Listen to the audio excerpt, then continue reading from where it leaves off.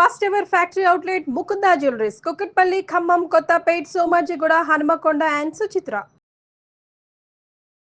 నమస్కారం, మీరు చూస్తుంది సుమన్ టీవీ. నేను మీ కీర్తి.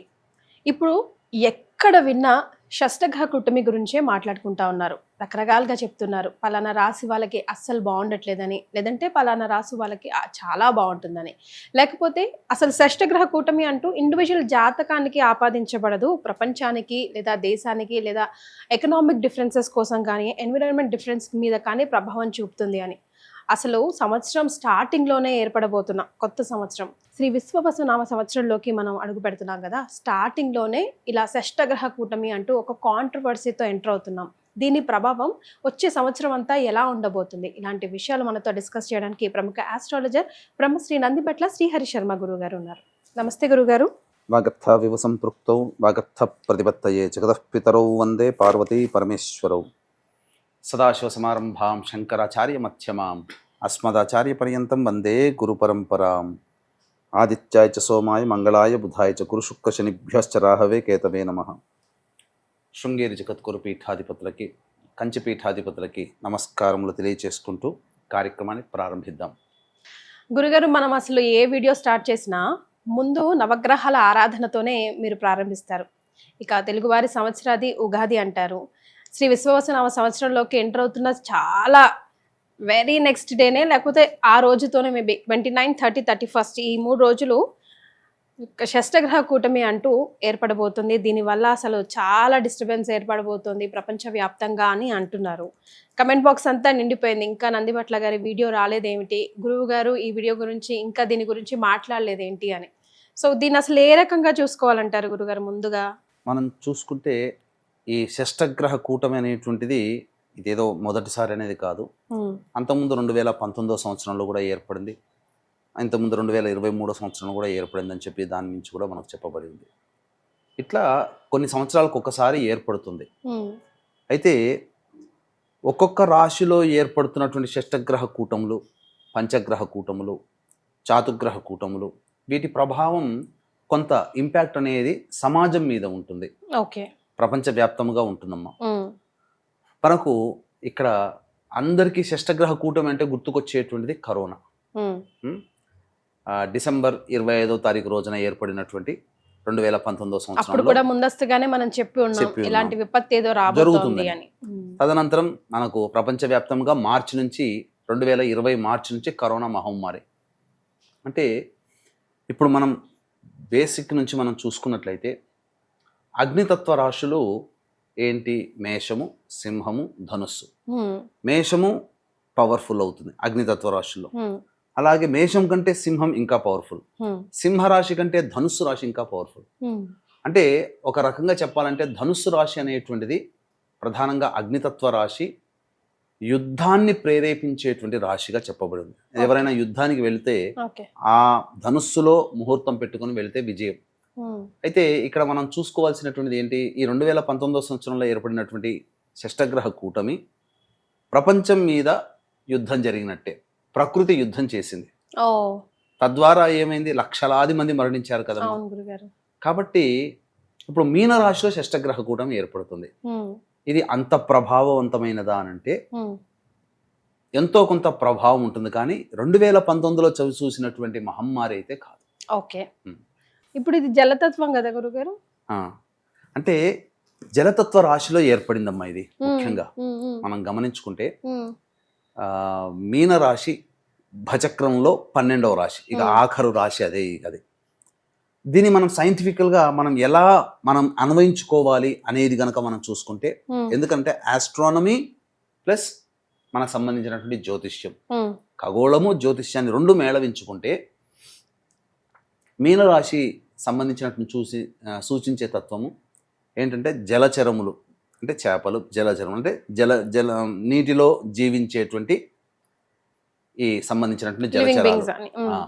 జలచరములు అని అన్నప్పుడు మీనరాశిలో జలచరాలు ఉంటాయి కదమ్మా. కాబట్టి ఈ జలచరంలోకి ఏవైనా విపత్తు జరిగేటువంటి అవకాశం ఏర్పడుతుంది. ముఖ్యంగా నీటి ప్రవాహము సంబంధించి జలతత్వముగానే అనుకున్నాం. దీన్ని మనం బేస్ చేసుకుంటే ఈ జలతత్వ రాశి గురునికి సంబంధించినటువంటి రాశి. ఈ గురుడు వృషభ రాశిలో రోహిణి నక్షత్రంలో ఉన్నాడు. ఓకే. తర్వాత ఈ గురు నక్షత్రంలోనే కుజుడు స్తంభించి ఉన్నాడు. పునరుసు నక్షత్రం 3వ పాదంలో ఈ షష్టగ్రహ కూటమి ఏర్పడుతున్న సందర్భంలో కుజుడు స్తంభించి ఉన్నాడు. అంటే ఉన్నటువంటి నవగ్రహాల్లో స్తంభన గురైనటువంటి గ్రహం ఏదయ్యానంటే ఒక్క కుజుడు మాత్రమే. ఓకే. కాబట్టి ఏమర్థం చేసుకోవాలి? నీటిలో ఎక్కడో అడుగులో భాగాన ఉన్నటువంటి వేడి తత్వము ప్రభావం బయటికి వస్తుంది. అంటే ఏంటి? నీటిలో ఉన్నటువంటి అగ్నిపర్వతాలు బ్రద్దలయ్యే అవకాశాలు ఉంటాయి. ఓకే. నీటిలో మార్పు, సముద్రంలో కానీ నదులలో కానీ కింద ఏదో అడుగులలో, కొన్ని వందల వేల అడుగులలో ఏదో జరగబోతుంది. అంటే దానికి ఇప్పుడు జలరాశులు అన్ని కొన్ని వింతలు అన్ని వింత వింతగా బయటికి వస్తున్నాయని మనం వింటూ ఉన్నాం కదా. ఇప్పుడు కేరళలో అన్ని తాబేలులు బయటికి వచ్చేసాయి అని చెప్పి, స్నేక్, స్వార్డ్ స్నేక్ అనే ఒక fish rare of the rarest గా అది కనిపిస్తుందంట. బట్ అలాంటిది ఒకటి యుఎస్ లో, ఫారిన్ వెస్టర్న్ కంట్రీస్ లో ఒకటి బయటకు వచ్చింది. ఇవన్నీ దానికి కారణంగా మనం చూసుకోవచ్చా గురుగారు? ఒక బీజం అట్లీస్ట్ ఇక్కడ స్టార్ట్ అయింది ప్రధానంగానమ్మా. ఇప్పుడు మనం గమనించుకుంటే జ్యోతిష పరంగా చెప్తుంటే మనము ఏదైనా కానీ నెగిటివ్ గా అనుకోవచ్చు, కానీ యునెస్కో వాళ్ళు కూడా చెప్తున్నారమ్మా. యునెస్కో వాళ్ళు చెప్తున్నటువంటిది, అలర్ట్ చేసినటువంటిది ఏంటంటే 21 దేశాలలో ఏదో జరగబోతుంది. ప్రకృతిలో విపత్తులు, ముఖ్యంగా భూమి అడుగున కుజుడు దేనికి సత్వము? భూతత్వానికి తత్వం. ఆ భూతత్వానికి కారకుడైనటువంటి కుజుడు స్తంభించి ఉండడం, కుజుడున్నటువంటి నక్షత్రాధిపతి పునరుసు నక్షత్రంలో ఉన్నాడు కాబట్టి ఆ నక్షత్రాధిపతి అయినటువంటి గురువుకు సంబంధించినటువంటి ఒక రాశిలో ఈ షష్టగ్రహ కూటమి ఏర్పడుతుంది. తత్ప్రభావం చేత ఏమవుతుంది? ముఖ్యంగా నీటికి సంబంధించినటువంటివి ఏవైనా ఇబ్బందులు ఎదురవుతాయి. అది ముఖ్యంగా. అంటే ఏం జరగబోతుంది? ముఖ్యంగా జనాలకు ఏవైనా ఇన్ఫెక్షన్స్ కనుక వస్తే నీటి పరంగా ఏవైనా ఇన్ఫెక్షన్స్ రావాలి. ఒకటి. ఇంకొకటి ప్రధానంగా ఈ సంబంధించినటువంటి గ్రహాలన్నీ కూడా, ముఖ్యంగా రవి ఇక్కడ చూసుకున్నట్లయితే, రవి ఈ విశ్వావసునామ సంవత్సరానికి రాజు అయ్యాడు, మంత్రి అయ్యాడు. అటువంటి రవి రాజు మంత్రి అయినటువంటి రవిగ్రహము గ్రహణం ఏర్పడబోతుంది. సూర్యగ్రహణం ఏర్పడబోతుంది. ఇది ఒక రకంగా చెప్పాలంటే నెగిటివ్ ఇంపాక్టేనమ్మా. షష్టగ్రహ కూటమిలో రవి గనక లేకుండా ఉండి మిగతా గ్రహాలు కలిస్తే అది గొప్ప యోగం అవుతుంది. కానీ ఈ షష్టగ్రహ కూటమిలో రవి ఉండడము, ఆ సూర్యునికి సంబంధించినటువంటి గ్రహణం కూడా మన భారతదేశంలో కనిపించదు, కానీ ప్రపంచవ్యాప్తంగా కొన్ని దేశాల్లో సూర్యగ్రహణం ఉన్నది. ఆ సమయానికి రవి సంబంధించినటువంటి సూర్యగ్రహణం కూడా షష్టగ్రహ కూటమిలో ఉండగానే ఏర్పడుతుంది, 29వ తారీఖు రోజునే. కాబట్టి దీని ఇంపాక్ట్ మాత్రం కొంతవరకు మనం ప్రపంచవ్యాప్తంగా ఫేస్ చేసుకోక తప్పదు. రైట్. సో ఫర్ ఎగ్జాంపుల్ ఇప్పుడు నేచురల్ కెలామిటీస్, ఎన్విరాన్మెంట్ డిస్టర్బ్ అయితే 100% ఖచ్చితంగా ఉంటాయి. ఖచ్చితంగా సునామీ ప్రభావం 2001వ సంవత్సరంలో ఇండోనేషియాలో ఏర్పడినటువంటి సునామీ ప్రభావము, ఆఫ్రికా కంట్రీ పోర్ట్ ఎలిజబెత్ అది దానికి కూడా తాకి విధ్వంసం అయిపోయింది. కాబట్టి ఎక్కడో ఇండోనేషియాలో ఏర్పడింది, ఇక్కడ జరగడం ఏంటి? ఇప్పుడు చాలా మంది వేగ్గా చెప్పొచ్చమ్మా. ఏంటంటే చూసేటువంటి ప్రేక్షకుల్లో కూడా సైన్స్ ని మాత్రమే నమ్మేవాళ్ళు ఇదంతా ట్రాష్ అని అంటారు. కానీ చంద్రగ్రహణం అనేటువంటిది మన 14వ తారీఖు ఏర్పడింది కదా.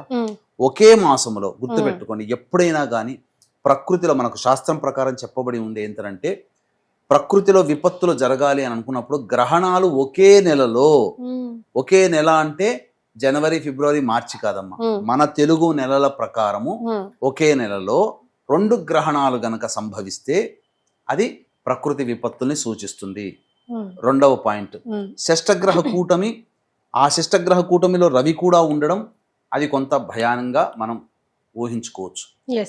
తర్వాత తదనంతరం ఈ రవికి సంబంధించినటువంటి రాజుగా ఉన్నటువంటి, మంత్రిగా ఉన్నటువంటి విశ్వావసునామ సంవత్సరం కూడా ఈ యొక్క సంబంధించినటువంటి ఏర్పడ 30వ తారీఖు నుంచే ఉగాది కదమ్మా మనకు.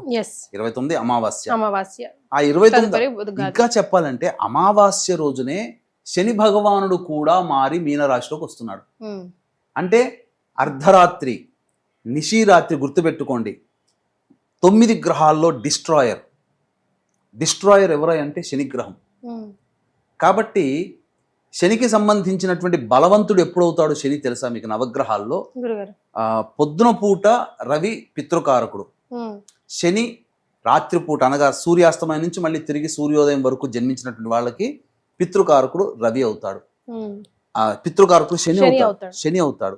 అట్టి శని రాత్రి సమయంలో ప్రవేశిస్తున్నాడు 10 గంటల చిల్లరకి. అంటే ఏం జరగబోతుంది? శని డిస్ట్రాయర్ నవగ్రహాల్లో సంపూర్ణముగా. అందుకని మీకు ఏ భూకంపాలు జరిగినా మామూలుగా సామూహిక మారణ హోమాలు కానీ బాంబ్ బ్లాస్ట్స్ కానీ ఎక్కువగా ఏది చేసినా ఏది జరిగినా శనివారం రోజునే జరుగుతాయి.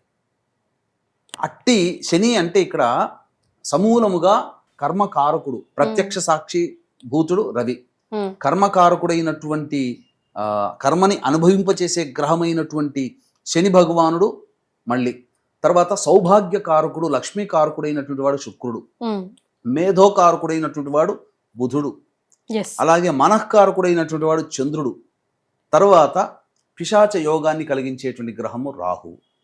ఇవన్నీ 6 గ్రహాలు ఉండగా ఏర్పడుతున్నటువంటి రోజు ఈ షష్టగ్రహ కూటమి 29వ తారీఖు రోజున. కాబట్టి ఖచ్చితంగా ఏదో సంబంధించి కొన్ని మారణ హోమాలు అనేటువంటివి ప్రపంచవ్యాప్తంగా కొన్ని దేశాలలో జరుగుతాయి. దీని మీద కూడా రీసెర్చ్ చేస్తున్నాను. ఏ దేశాల్లో ఎక్కువ ప్రభావం అవుతుంది అనేటువంటిది మరి యొక్క వీడియోలు ఎప్పుడైనా కానీ మళ్ళీ ఒక 3-4 రోజుల తర్వాత మళ్ళీ ప్రత్యేకించి వీడియో చేద్దాము. దాంట్లో విస్పష్టంగా ఏ దేశాల్లో ప్రభావం ఎక్కువ చూపుతుందనే విషయం గురించి కూడా మనం తెలియజేసుకుందాం. కానీ ఇప్పుడున్నటువంటి దాని ప్రకారం కనుక చూసుకున్నట్లయితే ఈ షష్టగ్రహ కూటమి ప్రభావం వలన నీటిలో అగ్ని పర్వతాలు బ్రద్దలవ్వడం, లేదా నీటిలో వేడి శాతం పెరిగింది కాబట్టి ఆ వేడికి తట్టుకోలేక జలచరాలన్నీ కూడా ఒడ్డుకొస్తున్నాయి. అంతేకాకుండా ఎప్పుడో లక్షల సంవత్సరాలకి కనబడేటువంటి అరుదైనటువంటి జీవి కూడా బయటకు వచ్చింది. అంటే ఎప్పుడు నీటి అడుగు భాగాన జీవించే జీవి ఉపరితలానికి వచ్చింది అని అంటే అక్కడ ఏదో జరగబోతుంది, తట్టుకోలేకపోతుంది అక్కడ ఆ జీవి, అందుకని బయటికి వచ్చింది. అన్నిటికంటే మించి ఈ గ్రహణాలన్నీ మనకు లేవు, మన భారతదేశానికి సంబంధించింది కాదు అని అన్నారు. వాస్తవమే, భారతదేశంలో గ్రహణాలు ఏవి లేవు. సూర్యగ్రహణం లేదు, చంద్రగ్రహణం అంతకంటే లేదు. కానీ దీని ప్రభావం గత 2 రోజుల కిందట చూసుకుంటే నిన్నటి అంటే ఈరోజు మనం చేస్తున్న వీడియోకి గత 2 రోజుల్లో 5.2 పాయింట్గా రిక్టర్ స్కేల్ మీద జమ్మూ కాశ్మీర్ లో భూకంపం వచ్చింది, ఎర్త్క్వేక్స్ వచ్చింది. మీరు ముందుగానే చెప్తానే ఉన్నారు, చంద్రగ్రహణం వీడియోలో చెప్పుకున్నాం. భూకంప ప్రభావాలు ఏవైనా కానీ ఏర్పడవచ్చు అని చెప్పేసి. కాబట్టి ఖచ్చితంగా దీని ప్రభావం అనేది ఉంటుందమ్మా. రైట్ గురుగారు, అందరూ ప్రభావం ఉంటుంది అని చెప్తున్నారు, లేదా ఏమో లేదని కొట్టేస్తున్నారే తప్ప దీనికోసం అసలు మనం ఏం చేయొచ్చు అని అంటారు? అంటే మనకు ముందుగానే అలర్ట్ మెసేజ్ వచ్చేసింది, దానికి తగ్గ సంకేతాలు కూడా మనకి ఎక్కడో అక్కడ కనిపిస్తూనే ఉన్నాయి కదా. జ్యోతిష్ శాస్త్ర పరంగా మాలాంటి వాళ్ళు చెప్పడం కాదమ్మా, సైంటిఫిక్ ఇప్పుడు సైంటిస్టులు అందరూ కూడా తలలు పట్టుకుంటున్నారు. 21 దేశాలలో దీని ప్రభావం షష్టగ్రహ కూటమని కాదు, ఏదో అంతర్లీనంగా ఏదో జరగబోతుంది, డిస్ట్రాయ్ ఏదో అవ్వబోతుంది. ఎక్కడెక్కడ దేని ప్రభావం రిక్టర్ స్కేల్ మీద ఏం జరగబోతుంది అంటే ఏదైనా కానీ సునామీలు హెచ్చరిక జారీ చేసింది యునెస్కో. ప్రపంచవ్యాప్తంగా వచ్చే ఉపద్రవాలని ముందుగా గమనించి సైంటిస్టులు తలలు పట్టుకొని ఎక్కడెక్కడ దాని ప్రభావం వెళుతుందని చెప్పి మొత్తం అనలైజ్ చేస్తున్నారు.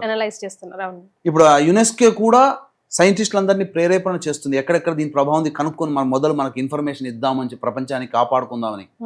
మరి మాలాంటి జ్యోతిష పండితులు సిద్ధాంతులు కూడా కాపాడడం కోసమే కదమ్మా ముందుగా ఈ గ్రహకూటమి ఏర్పడుతుంది అని మనం ముందుగానే చెప్పిన అనేక మంది సిద్ధాంతులు చెప్పిన్నారు.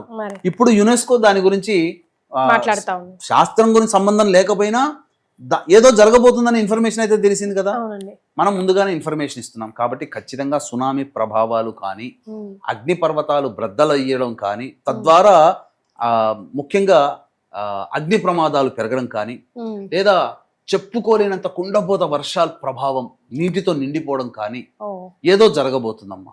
అది మాత్రం ఖచ్చితంగా చెప్పవచ్చు, వాస్తవం. రైట్. అయితే ఇండివిజువల్ గా చూసుకుంటే గురుగారు ఏ రాసుల వరకు ఎలాంటి ప్రభావం ఉండబోతుంది అంటే ఏం చెప్తారు? ఇంతకుముందు మీరు అడిగినటువంటి ప్రశ్నకి నేను సమాధానం ఇంకా చెప్పలేదమ్మా. ప్రమాదం అయితే ముంచి ఉంది అని చెప్తున్నారు, కొందరు కొట్టి వేసేస్తున్నా కూడా ఇది ఇలాంటివి వస్తూ ఉంటాయి పోతూ ఉంటాయి, దీని పెద్ద హైప్ చేసి చూడాల్సిన అవసరం లేదు అని అంటున్నారు తప్ప. కానీ మనకైతే ఇప్పుడు మనం చెప్పుకున్న దాన్ని బట్టి సిగ్నల్స్ అయితే యూనివర్స్ ఆల్రెడీ ఇస్తా ఉంది. కాబట్టి అసలు ఏం చేయాలంటారు గురుగారు? ఏం చేస్తే మనం ఈ విపత్తు నుండి బయటపడొచ్చు అంటారు? ముఖ్యంగా ఈ షష్టగ్రహ కూటమి అనేటువంటిది మనకు చెప్పబడినటువంటిది కనుక చూసుకున్నట్లయితే 6 గ్రహాలు కదమ్మా. గ్రహాలని ఆధీనంలో ఉంచుకునేటువంటిది అంతరిక్ష దేవతలు, ముఖ్యంగా కుజుడు, తర్వాత బృహస్పతి. కాబట్టి ఎవరైనా కానీ ప్రపంచవ్యాప్తంగా ఉన్న వాళ్ళు ఎవరైనా కానీ ఖచ్చితంగా సుబ్రహ్మణ్య స్వామి ఆరాధన ఓకే విశేషంగా చేయాలి ఓకే ఆ 3 రోజుల్లో. తర్వాత ఈశ్వర ఆరాధన విశేషంగా చేయాలి 2. గురుగారు ముఖ్యంగా విష్ణు సహస్రనామ పారాయణం చేయాలి. ఇది ఖచ్చితంగా చేయాలి. ప్రతి ఒక్కరు ఇది ఖచ్చితంగా చేయాలి. ముఖ్యంగా బగళాముఖి అమ్మవారు అలాగే త్రిపుర భైరవి అమ్మవారి ఆరాధన విశేషంగా చేస్తే అంతరిక్ష దేవతల్లో. కాబట్టి ఎవరికి వాళ్ళు ఇంట్లో సాధ్యమైనంతగా విష్ణు సహస్రనామ పారాయణం, రుద్రాభిషేకాలు, సుబ్రహ్మణ్య అర్చన అభిషేకాదులు, ఖచ్చితంగా సుబ్రహ్మణ్య భుజంగ స్తోత్ర పారాయణాలు అందరూ చేసుకోవాల్సిందే, తప్పదు ఇంట్లో. ఎందుకనంటే విపత్తు ఏ రూపంలో వస్తుందో తెలియదు మనకు. ఇప్పుడు ఇది మనం చెప్పుకున్నటువంటి ప్రపంచానికి సంబంధించినటువంటి విపత్తులు. ఈ ప్రపంచంలో మనం కూడా ఉన్నాం కాబట్టి కొన్ని రాశులు ఎఫెక్ట్ అవుతాయి. ఈ షష్టగ్రహ కూటమి ప్రభావం వలన కొన్ని రాశులలో జన్మించినటువంటి వాళ్ళకి ఎఫెక్ట్ అవుతాయి. కాబట్టి అందరూ కూడా ఈ యొక్క జరిగేటువంటి భవిష్యత్ షష్టగ్రహ కూటమి తర్వాత ఒక 3 నెలల వరకు దీని ప్రభావం ఉంటుంది, ఇంపాక్ట్ అనేటువంటిది, వెదర్ గుడ్ ఆర్ బ్యాడ్. ఆ ప్రభావంలో మనము చెడున బారిన పడకుండా ఉండాలంటే ఈ చెప్పినటువంటి దేవత ఆరాధనలు చేసుకోవాలి, అంతరిక్ష దేవత ఆరాధనలు చేసుకోవాలి. అందుకనే ఈ షష్టగ్రహ కూటమి ప్రభావము వలన మొత్తం 12 రాశుల వాళ్ళు కూడా ఇబ్బందికర పరిస్థితులు. ముఖ్యంగా ఈ సంబంధించినటువంటి వృషభ రాశి, అలాగే తులారాశి మరియు మకర రాశి, ఈ 3 రాశులు తప్ప మిగతా అన్ని రాశుల వాళ్ళకి ఎఫెక్టివ్ గానే ఉంటుంది. రైట్. అంటే ఇది శనిని దృష్టిలో పెట్టుకొని చెప్తున్నారా గురుగారు? రాశిని దృష్టిలో పెట్టుకొని, షష్టగ్రహ కూటమి ఏర్పడుతున్నటువంటి రాశిని దృష్టిలో పెట్టుకొని చెప్పడం జరుగుతుందమ్మా. గ్రహణం వచ్చినా రాశిని దృష్టిలో పెట్టుకొని, శని మారుతున్నా శని మారినటువంటి రాశిని దృష్టిలో పెట్టుకుని మనం ఏదైనా చెబుతాం. కాబట్టి ఈ షష్టగ్రహ కూటమి ఏర్పడుతున్నటువంటి రాశి మీనరాశిని బేస్ చేసుకొని వృషభ రాశి వారికి యోగకాలము, తులారాశి వారికి యోగకాలము, మకర రాశి వారికి కూడా యోగకాలం. మిగిలిన రాశుల వాళ్ళందరూ కూడా ఈ చెప్పినటువంటి చేసుకోవాలి, ఈ పారాయణాలు అభిషేకాలు చేసుకోవాలి. ఇంకా అవకాశం ఉంటే దీన్ని దృష్టిలో పెట్టుకుని మన పీఠం ఆధ్వర్యంలో మొత్తము ఈ దశమహావిద్యలకు సంబంధించినటువంటి ప్రత్యంగిరా హోమము, అలాగే కాలభైరవ హోమం, కాలాన్ని శాసించేటువంటిది, తర్వాత ఈ బగళాముఖి హోమము, ధూమవతి హోమము అనేటువంటివి, రాజశ్యామల హోమములు అనేటువంటివి విశేషంగా ఈ 5 రకాల హోమాది కార్యక్రమాలు చేయించడం జరుగుతుంది. దీని ద్వారా జాతకరీత్యా విద్య, వివాహ, ఉద్యోగము, దాంపత్య సమస్యలు ఇవన్నీ కూడా నివారణ అవుతాయి. ముఖ్యంగా మనిషికి మృత్యుంజయ హోమం కూడా చేయిస్తున్నాం. ముఖ్యంగా మనిషికి ప్రాణం నిలబడాలి, ఎటువంటి అపమృత్యు భయాలు ఉండకూడదు, గండాలు కలగకూడదు. దీన్ని దృష్టిలో పెట్టుకునే ఈ యొక్క షష్టగ్రహ కూటమి సందర్భంగా 29వ తారీఖు రోజున గ్రహణము ప్రపంచవ్యాప్తంగా కొన్ని దేశాల్లో కనబడుతుంది. షష్టగ్రహ కూటమి ప్రపంచానికి సంబంధించినటువంటిది కాబట్టి దీన్ని పురస్కరించుకొని ఈ యొక్క దశమహావిద్యల హోమాలు అనేటువంటివి చక్కగా చేయించడం జరుగుతుంది. గురుగారు, ఇది సందర్భం కాకపోయినా ఎప్పటి నుంచో మీకు ఒక మాట నేను అడగాలనుకుంటున్నాను గురుగారు. ఇప్పుడు దశ విద్యల గురించి మనం మాట్లాడుకున్నాం కాబట్టి మీకు సంబంధించిన అపాయింట్మెంట్స్ కోసం మాట్లాడుతున్నప్పుడు చాలా మంది కూడా అడిగారు, గురుగారు చాలా శాస్త్రీయంగా చేస్తారు, మాకు అపాయింట్మెంట్ కావాలి అని చెప్పి. సో కానీ చాలా మందికి ఇప్పుడు రాజశ్యామల హోమం ఉందనుకోండి గురుగారు, మనది కాదేమో, అది పొలిటికల్ లీడర్స్ చాలా పెద్ద పెద్ద వాళ్ళే చేయాలి అని అనుకుంటారు. కానీ అసలు ఎందుకు చేయాలి, ఎలా చేయాలి, ఎప్పుడు చేయాలి, ఎవరు చేయాలి అనేది మనం ఒక వీడియో రకంగా ఈ దశమహావిద్యల మీద ఒక దేవతల మీద ఒక హోమం చేయొచ్చు. ఖచ్చితంగా భవిష్యత్తులో చేద్దాం దశమహావిద్యలకు సంబంధించి. సో ఫైనల్ గా మళ్ళా షష్టగ్రహ కూటమి గురించి మాట్లాడాల్సి వస్తే మరి ఇండివిజువల్ రాశుల వారికి కూడా ఎఫెక్ట్ అవుతుంది అంటున్నారు కాబట్టి మరి ఎలాంటి పరిహారాలు చేసుకోవాలంటారు? మనం మేషరాశి వారి నుంచి మొదలు పెడదాం. మేషరాశికి 12వ స్థానంలో గ్రహ కూటమి ఏర్పడుతుంది. ఈ గ్రహ కూటమి ప్రభావంలో ఏమవుతుంది, చాలా ఈ మేషరాశిలో జన్మించినటువంటి వారికి ఈ గ్రహ కూటమి ప్రభావము, దోషము ముఖ్యంగా మేషరాశికి 6వ స్థానం మీద ఏర్పడుతుంది. సో గురుగారు, ఇప్పటి వరకు ఆన్ ది హోల్ ఇప్పుడు ఎలాంటి ప్రభావం చూపించబోతుంది ఈ షష్టగ్రహ కూటమి అన్నది మనం తెలుసుకున్నాం కదా. సో ఇండివిజువల్ గా రాశుల మీద ఎలాంటి ఎఫెక్ట్ చూడబోతుంది, ఎవరెవరు ఎలాంటి పరిహారాలు పాటిస్తే బాగుంటుంది ఈ సంవత్సరం అంతా అన్నది మనం ఇంకొక వీడియో ద్వారా ఇన్ఫర్మేషన్ అందించే ప్రయత్నం చేద్దాం గురుగారు. తప్పకుండానమ్మా. రైట్, చాలా సంతోషం అండి, ధన్యవాదాలు. సర్వం శ్రీ ఉమామహేశ్వర పరబ్రహ్మార్పణమస్తు.